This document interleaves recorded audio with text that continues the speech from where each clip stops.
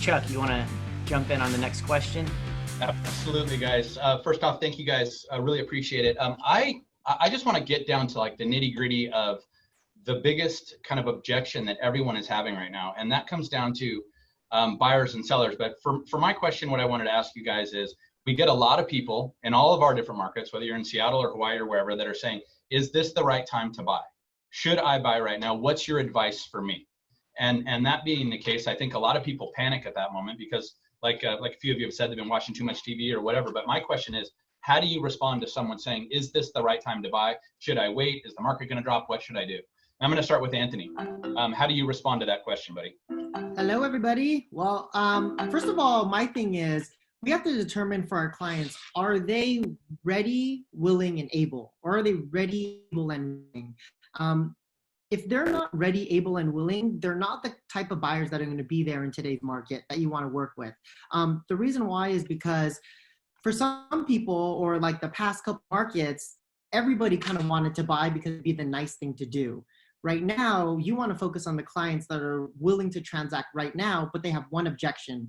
The objection is, can you keep me safe whether I'm buying or whether I'm selling? Or do you have a new process in place that's going to reduce the chance of me, my family, or anybody getting the virus?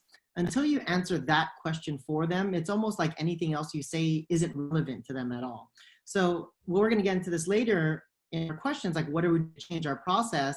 So first of all, you got to find out from the client, like what's their motivation? Why are they buying at this time? And if you can identify that they are able to buy right now, they're ready to buy right now. One thing is, how can you keep them safe with your processes and keep them safe as people? Then those are the people that you really want to work with, because those are the ones that are buying right now. So I'm looking for those ones. In this market, it's a race, the qualified. Those are the ones that we need to get in front of first of all.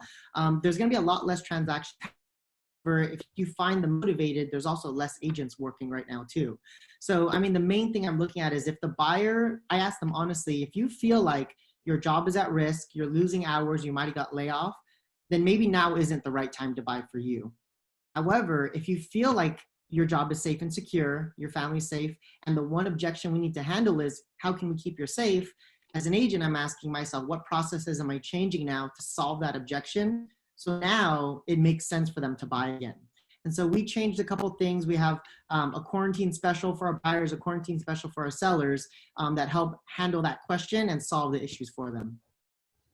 Love it. Love it. I think that's great. And by the way, anybody, thank you, Anthony. Anybody that has any questions out there, stick them in the chat box and Lance is going to go through all your questions and ask you guys a little bit later. But thank you, Anthony. Anastasia, I'm thinking about buying right now, but I don't know what to do. I don't know if I should wait. I mean, what do you think I should do, Anastasia? Yeah, so personally, I focus on listings. So I have 2 buyers agents that I refer all my buyers to, but we've done a lot of coaching. In our market before this coronavirus, buyers were very discouraged. Every time they put an offer in on a home, there were multiple offers. It was going 20,000 plus over in waived inspections. And so with that, it's nice that the Northwest MLS has taken these precautionary measures so it's safe to go into a home. If they feel comfortable, I'm telling them, tell your buyers to go look. It's less competitive. Now you can get in there and not have to deal with a multiple offer situation. If they don't feel comfortable, we're doing our best to keep them motivated, especially for the spring and summer market. And a huge part of that is keeping up that communication with them, still sending them homes and checking in time to time. Love it. That's a great answer. I mean, it is less competitive, and before people were getting priced out of the market and competing with a million different people. So I like it. Vonda, you've been dealing with it a little bit longer. What Vonda with a V? Vonda, what are you telling buyers out there in France? Well, for my market in France and Monaco, I'm specialized mostly in the luxury real estate market. So what I will answer for this to my customers, it's really good time to buy. First of all, because 2 years ago, 2 last years, we have a really very good time for the transaction. Actually, to be honest, the inventory quite low, but the demand of the buyers quite high. And also a lot of customers talk about the stock options and little bit money.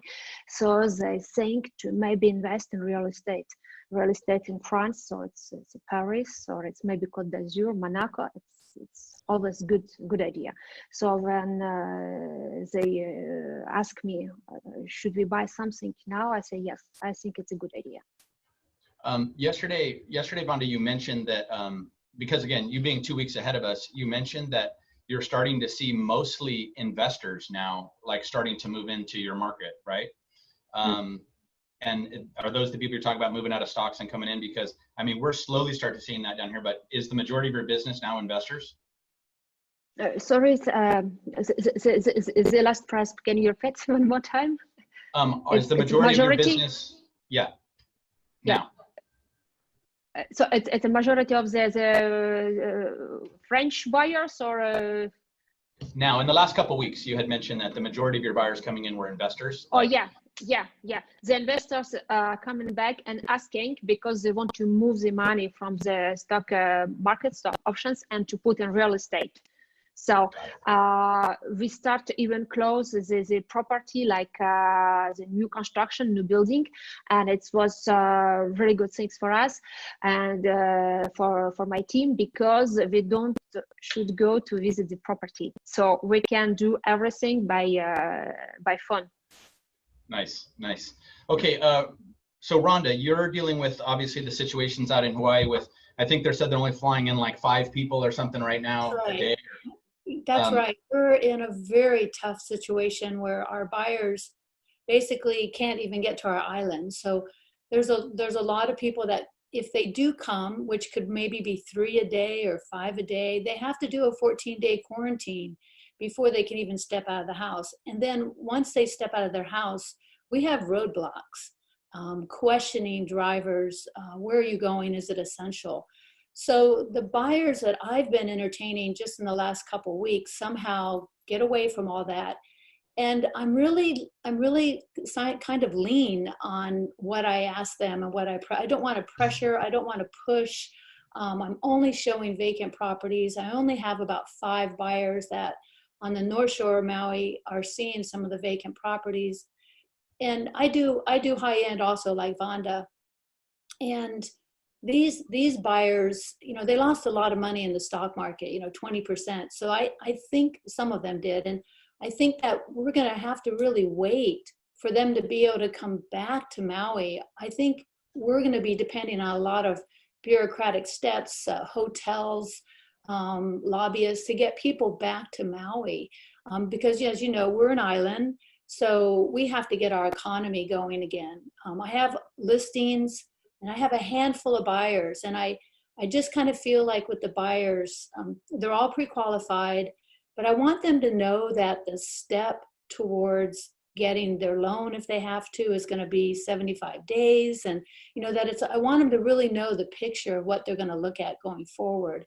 And plus, the one buyer that I think I'm seeing a little more of, and it's really just by phone call, are the people looking for the wounded lamb, like, oh my gosh, do they have to sell or do they have to get out? And I'm not seeing those kind of sellers. So those buyers, I just put them on a list and I say, you know what, if I see something for you on Maui, I'll give you a call.